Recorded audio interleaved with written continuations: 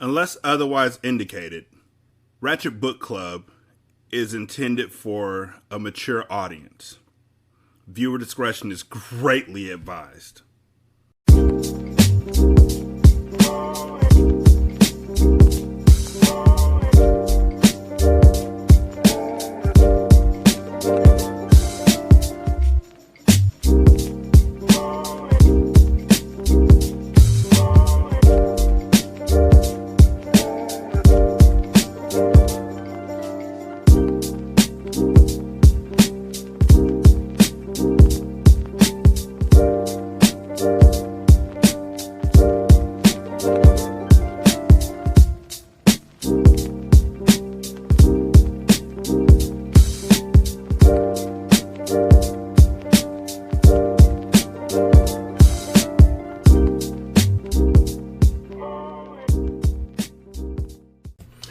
Welcome to Ratchet Book Club, where we read hood classics and good classics. I'm Derek.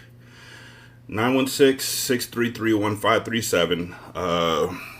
Ratchet at gmail.com for emails. Ratchet Book Club on Twitter. Reviews at Podchaser. I just want to say real quick that I'm close to calling this one a hood classic. Now, the punctuations are awful, the editing is bad, and yeah, they still have to stick the landing of the ending. But thus far, I've really enjoyed this book, and so I'm hoping that they don't fuck it up. Last time we checked, we found out that, just like we had predicted, just like Roy had said a while back, that Zakiya was pregnant with Gavin's baby, and after Gavin came home after his one-day trip to Portland where all sorts of stuff happened to jump off, he got back just in time for all sorts of wild shit to jump off. So 2-day trip. He came back and him and Annalise made love. Now this is after he found out that Zakiya was pregnant, and he was so happy, and he was like, "Are you going to keep it?" And she was like, "What do you want to do? I'm scared." And he was like, "I don't know why. This is your third child." Which really, but then also he was acting like he was very supportive of her having the child. Like, I don't know why you're scared. This is going to be your third one. By saying your third one, that's indicating that you want to keep the child. You're giving it a number. You're giving it a thought. But then he gets back home and he gets that good from Annalise that he hasn't gotten in a while. And because he hasn't gotten it in a while, he had forgotten just how great she was, I guess. I don't know. But all of a sudden, Zakiya, who's turning to like Tommy, for real, calling late night, calling at 3 o'clock in the morning. Like, what? Called at 3 o'clock in the morning. Like, are you with her right now? Like, what is this? So he was like, "Yo, I didn't say I wanted to have the baby," when he had just been, really pumping her up about the baby. But now, no, not at all. Now he's talking about, "We didn't even discuss you having this child. You having this child, not us having this child." Now all of a sudden it's not he wants to get married to this woman now that he's gotten some pussy from his wife. I don't know. So, bottom line is, they have this conversation. He hangs up. He thinks he's safe. He gets back in bed. Annalise heard the whole fucking thing. He's hoping that she didn't hear the part where he said, "I love you," to her, but obviously she heard everything else. So, you're already fucked, but, Chapter 17, Annalise Channing. The nerve of Gavin coming home and putting it on me like that. Had me falling back in love with him all over again till I heard his cell buzzing in the middle of the damn night. Instead of getting up to check it myself, I waited for him to answer it because I knew he would. Just as I suspected, after it had been vibrating a few times back to back, he finally got up and snuck out the room to talk. Hopping up to be nosy, I felt a strong urge to pee. Unable to hold it, I ran to relieve myself before going to the kitchen to eavesdrop on Gavin's conversation. Bad thing about it was that I was too late. He had already hung up that fast. Even though I couldn't confirm it was another woman, the ugly sense that came over me told me that it was. No matter how hard I tried to shake the feeling, I couldn't. That's why I busted Gavin up like that, hoping that he would feel guilty enough to confess that he had been cheating. Instead, he laughed at me and told me I was being paranoid. That was my alarm, and I went into the kitchen to cut it off before it woke you, and plus, I was thirsty. I had to get something to drink, Gavin insisted with a straight face. If he was lying, I couldn't tell. That attorney face could fool the best of them, and I was no different. I may not have been able to see it, but my mind was telling me that something wasn't right. Without harping on it, I went right on back to sleep, and when I woke up after 8, Gavin had already gone to the office. Taking advantage of the private time to myself, I dialed Michaela up to tell her about my husband finally putting it down on me. So, you guys good now? She asked. Hell no, I huffed, and I told her about the late night phone call. Girl, he probably ain't lying. Joe be setting his alarm for some crazy hours too, so we can get some work done while the kids are asleep, Michaela informed me. Well, we ain't got no kids, and he has a whole office here too for all the privacy he needs. You are seriously overreacting, boo, Michaela laughed. I would suggest you go in for round 2 tonight when he gets home and see if it was as good as it was last night. If it is, I think you guys can get back on track, Lissy. Oh, but we still going to Portland to see your house, though. Marriage fixed or not. Whatever. Try it. Enjoy it again and again, but don't cancel our trip. I'm looking forward to it, Michaela urged with a laugh. Now call me or text me tonight and let me know how that goes. I gotta go and get these kids off. I'm already running late. When I hung up with Michaela, I thought about what she had said. Finally, I came to the realization I did want to save my marriage. With that in mind, I got up, showered, changed, and flew to the mall to get a sexy number to wear for Gavin when he got home from work. It was a nice royal blue 2-piece with a silk robe to match that I picked out. Laying it out on the bed once I got home, I hurried to freshen up when I heard Gavin pulling up in the driveway right on time. Slipping into my lingerie and royal blue robe, I put my hair in a bun on the top of my head and checked out my curvaceous reflection in the mirror. Admiring my cocoa skin, I blew myself a kiss and waltzed into the living room where I caught my husband laid back on the sofa scrolling through social media. By the way he had his hands down his pants, I just knew he was masturbating to somebody's picture. Curious as hell, I ran over to him and tried to snatch the phone out of his hand. As quick as he was, I couldn't get it. What the hell is wrong with you? Gavin snapped and hopped up from the sofa with an attitude. Hell, he didn't even notice the sexy new set I had on because he was too busy trying to run out to the bathroom with his phone. What the hell he was up to? I didn't know, but best believe I was going to find out. Even if I had to kick the fucking door off the hinges. This motherfucker, I hissed, stomping back into the bedroom to stare in the mirror. I had to remind myself that I was beautiful because I damn sure haven't been feeling that way lately. Not after the way Gavin had been treating me. I spent good money on this shit and took my time to freshen up to give him some of these goodies, and then he wanted to be on the damn sofa jacking off. Ugh, I whispered angrily while wondering who the hell the picture was that he was jacking off to. Assuming that Gavin went into the bathroom to continue to pleasure himself, I took the metal wire that we kept above the door and let myself in. Regretting it as soon as I walked into the unbearable stench of shit, I backed my ass right on up out of there and went back to our bedroom. Now my sexy mood was all messed up, and after smelling my husband's rotten ass, there was no coming back from that shit. Chalking it up, I got my cell and dialed Michaela up. Boy, did I have an earful for her. She waited patiently until I finished to ask if we were still going to Portland. Hell yeah, after all this shit, I know he's hiding something. Whether it be here in Texas or there in Portland, I'm going to find out what Gavin's been up to, Michaela. Believe me. Well, let me see what we can find out this week, because when Friday comes, we getting on that damn plane, Lissy, Michaela giggled. I already have my bags packed, and I suggest you do the same. Shit, I hadn't even told Gavin that I was going out of town, I laughed. Pausing soon as I felt the presence behind me, I spun around to my husband's frowning face. You going out of town on Friday? Great. Now I had some explaining to do. Good thing Michaela was on the other end of the phone to coach me through. Oh shit, is that Gavin? Uh-huh. Where are you going Friday, Annalise? He asked. Tell him you're going out of town with me because me and Joe are thinking of renewing our vows. What the hell? Just do it. Yes, me and the girls are going out of town. Another girl's trip? You just got back, Gavin said, looking pissed. This nigga had some nerve questioning about where I was going. He had been on and off MIA for the last 6 months, so he shouldn't be questioning me about shit.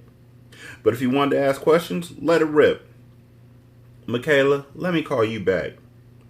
Okay, girl, make sure you do, because I want to know how you got through this shit, she said as we ended the call. You just got back from a girl's trip, so why do you need another one? First of all, husband, don't be keeping tabs on me after you've been slipping in and out of town for months, I pressed with a serious stare. The way he was acting let me know that he was guilty of something. Little beads of sweat began to make their presence known on his forehead as he shuffled from one foot to the other. You already know where I was when I was gone. I'm handling business for your property in Portland. Yeah, okay. Now will you tell me where you're going?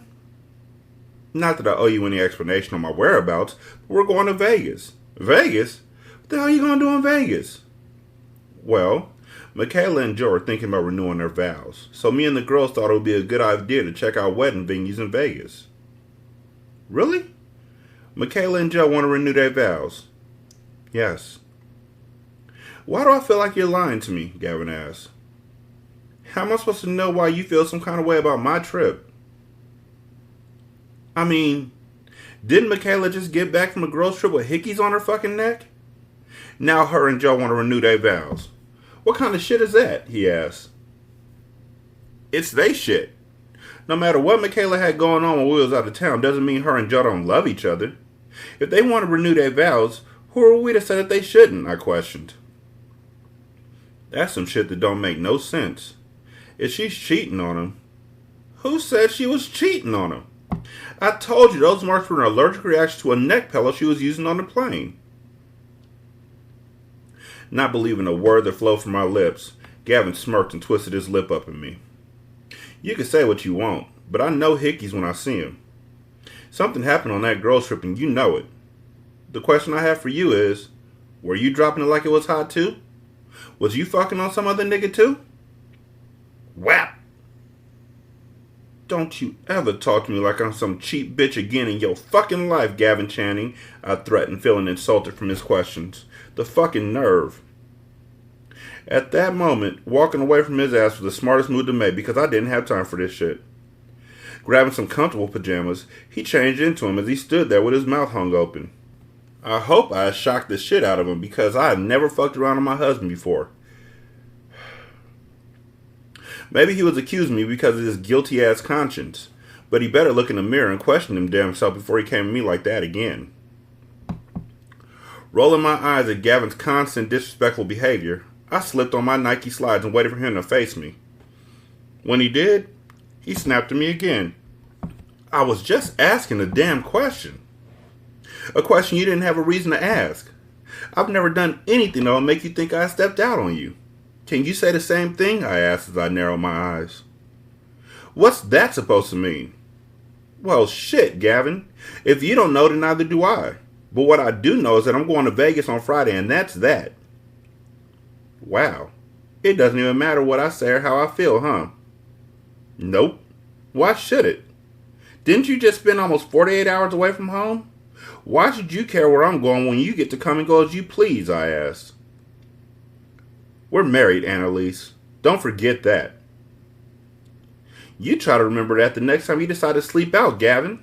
I'm done with this fucking conversation. Go find you some business or something and leave me the hell alone. After that little funky-ass conversation, I was done with his sorry stank ass. For all I cared in this moment, he could go back to wherever he was in the past few days. So much for thinking that I wanted to work to save my marriage. Right now, I didn't know how the hell I felt. All I knew was that Gavin had pissed me the hell off. Ain't no talking to your ass no how, he hissed and looked at me before stomping out of the bedroom like his ass was on fire. Fuck him. Okay, so she is aware that she tried to cheat. Right?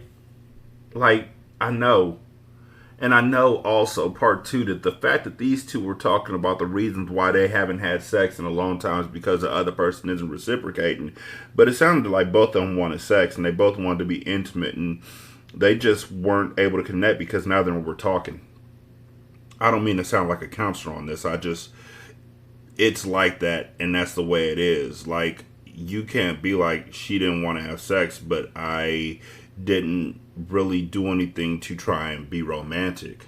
You can't be like, it's the first time Gavin put it down on me in a long time, when all you want him to do is lick your pussy and then you pass out. I mean, if that's what somebody likes to do, I mean, that's one of my things. I ain't even gonna front. I don't mind doing it because I enjoy giving my wife the absolute pleasure that she deserves. But if you're passing out on me 20 times out of 20 right after I make you come, I'm gonna start to feel a bit left out. My dick's gonna get chafed if I do it with myself. And also, why are you getting insulted that he has his hands down his pants? Like, he could be just, there's a lot of dudes that just have their hand down their fucking pants. You can't confirm that he's jacking off. You're just assuming. I'm not saying that like I'm defending them. I'm just saying, honestly, you're just assuming. And you could be wrong. But honestly, this relationship has been wrong for a long time, and it doesn't seem to take much to set y'all off again. I know of relationships where it is so toxic that even when things are going right, it only takes one small misunderstanding for things to go horribly wrong. This relationship is at that point. Chapter 18, Michaela, Friday morning. Oh, by the way, this is the last chapter. Like I said, this book is close to being a hood classic, but there's going to be a reason. I can already tell that I ain't going to like this shit. I already know. Chapter 18, Michaela, Friday morning. After sending my husband off to work and dropping the kids off to school, I came back and got everything I needed for my trip. I called Annalise to make sure she was ready before I hit up the Uber driver to come swoop me up. Thankful that she was ready, I ordered for the driver to come pick me up at my house, and then we would head to Annalise's house and then to the airport. Before I could even log out of my Uber account, there was a knock on my door. My face frowned up with wonder as I rose to my feet. I just knew it wasn't the Uber driver already because the app said it would take him half an hour to get here, and we had an hour and a half before the flight. Curious to find out who it was, I pulled the door back only to regret it when I saw Tommy standing there with his crazy ass. I hadn't seen or heard from him since that whole debacle at the hotel. "What are you doing here, Tommy? I told you not to come to my house." I couldn't believe he was there again. "Well, you haven't been picking up my calls or returning my text messages. What'd you expect me to do?" "Not come to my house? We had this fucking discussion already," I shouted angrily.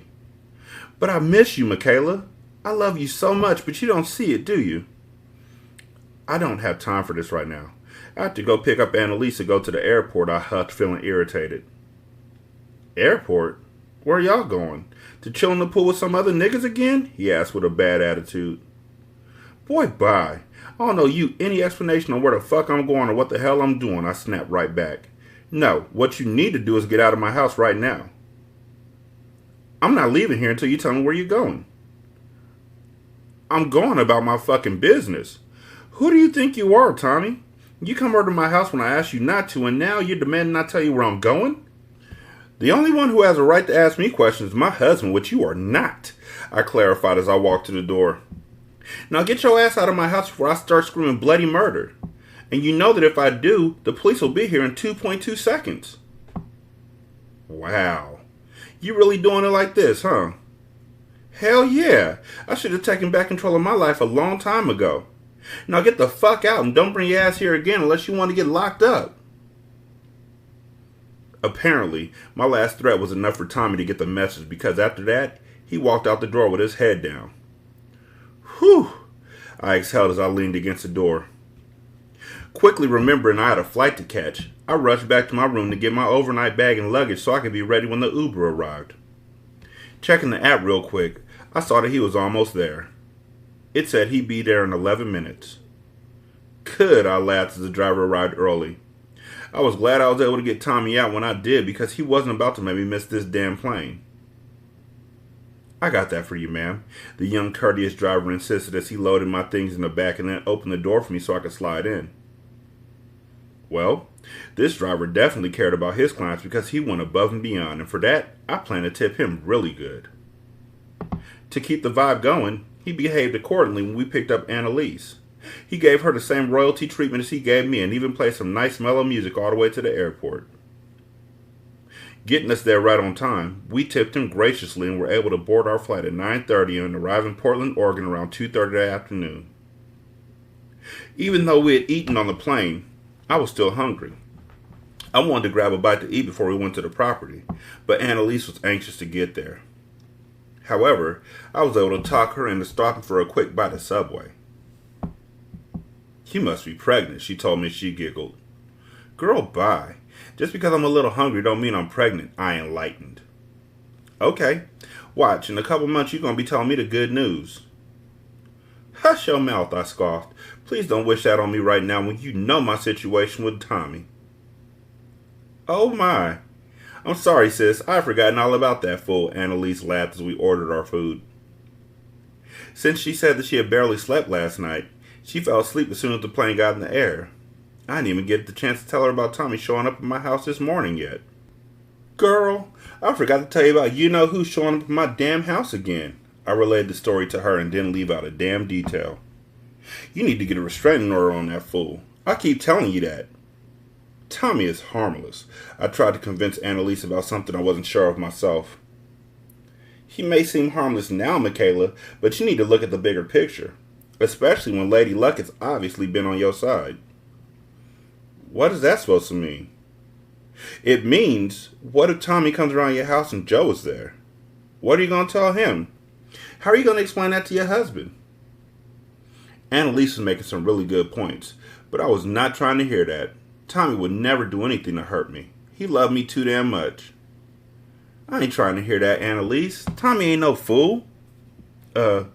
Yes he is. That boy followed you all the way to California, so yeah, he is a fool. You need to start taking me seriously and realize what a threat he is."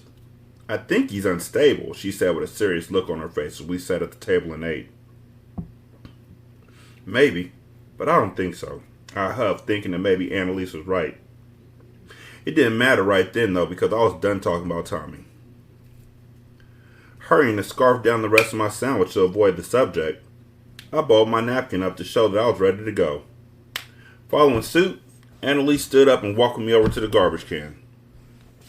After dumping our trays, we got into the rental we had picked up from the airport and put the address into the navigation system. "What are you going to do if Gavin really has somebody renting the house?" I asked Annalise. "Well, I'll just introduce myself and check out the property. I mean, I don't need an excuse to drop by my house, right?" "No, but if it's being rented, I think you're supposed to give them at least 24 hours notice." "Well, I don't have the phone number of the person renting the house. Besides, sometimes surprise is better. When you do a pop-up, you can find out anything. If I had given notice, they would have had time to clean up, put somebody out, etc. This way, I get to actually see how they treat my house," I explained. "You may have a point there. So, Gavin never gave you any information on the renters?" "Nothing. I don't know who's living in my house at all. I don't have an application, a driver's license, nothing." "That's strange." "Exactly my point. I haven't even seen a rental application or anything." "And you're just checking this out? You should have been out here to find this shit out long ago." "I mean, what the hell is Gavin hiding?" I asked. Never had I heard of no shit like that. I mean, what man rented a house to somebody without getting any kind of information? I didn't want to worry Annalise, but I knew whatever was waiting for us at that house wasn't going to be anything good. I was glad that we were popping up so she could find out what the hell her husband was hiding. 8 minutes away. "How do you feel?" I asked. "Nervous, anxious, scared. I don't know who's going to be there," she admitted. "Well, don't worry, sis, because I'm here with you. We gonna get through this together." A short time later, we arrived at the huge house. Now I understood why they said it was an estate. This house was massive. I had never had the pleasure of being inside a house this big, so I was excited. The landscaping was beautiful, so obviously someone had been keeping up with the property. "I wonder whose car that is," Annalise said, which drew my attention to the silver Cadillac in the driveway. "I guess it belongs to your tenants." "Come on, let's find out," she urged. We exited the vehicle and went to the door. Annalise rang the bell while we waited for somebody to answer. Seconds later, The door flew open, and I could instantly feel a shift in Annalise's energy as she stared at the ghetto chick with the brightly colored twist that was sporting some cheap-looking negligee. "What the fuck are you doing in my house, Zakia?" Annalise asked like she knew this young yellow girl. "A better question to what you doing at my house," the chick shrieked as she tried to shut the door in our faces. She had us fucked up because we didn't come all the way out here just for her to shut the door in our fucking faces. At least I didn't. No, hell to the no. Me and Annalise pushed that door right back open before she could close it. I didn't know who this chick was, but now it was crystal clear that Annalise did. "Hold your right foot right there, Michaela," my best friend demanded as she dug in her purse and pulled out papers. "Don't worry, girl. I got this," I assured as Annalise shoved the documents in this girl's face.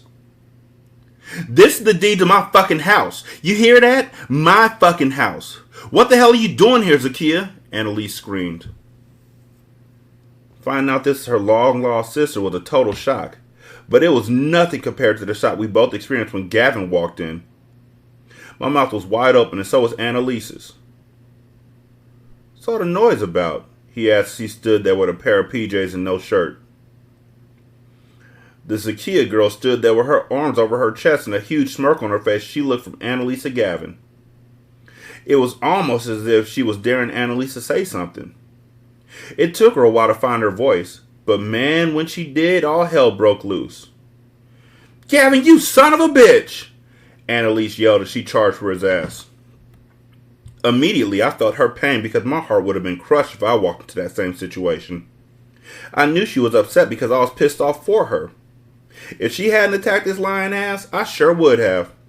Hell, my best friend was hurting, and now so was I. Damn, I really thought that coming here unannounced was a good idea, but fuck, I never expected this shit. Never. To be continued. See, that's the reason why I can't call this one a classic. That's some punk ass shit.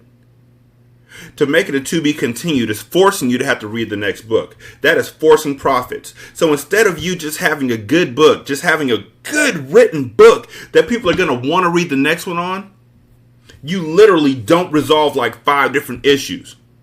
And then the one issue you start to resolve, you put it in the very last sentence of the book so then people will want to read the next one. That's horrible work. That is shitty. And we'll be reading the next one starting next episode. I need to know what happened. Doesn't mean I'm happy about it though. The way that this finished off, I'm not pleased. I mean, I'm gonna give it a 4 stars on the Amazon review, but that's because it's, support black women. But still, I don't like how it went. I don't like them cliffhangers. Anyways, 916-633-1537, ratchetandratchet@gmail.com, Ratchet Book Club on Twitter. Let me know what you think. We gonna get it started. We gonna just keep rolling. Golly, that's just upsetting.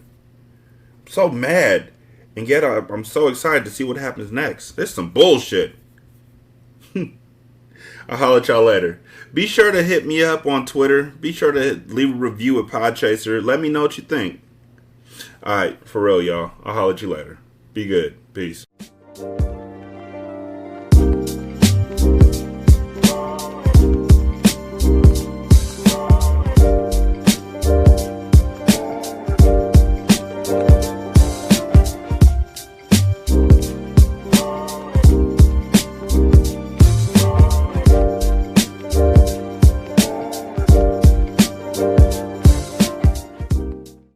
The intro and outro to Ratchet Book Club is by That Kid Garan, and it's called Goodbyes. You can email him at tkgbeats94@gmail.com for more information on how to lease this beat. This is Single Simulcast. Don't know by now that you slip.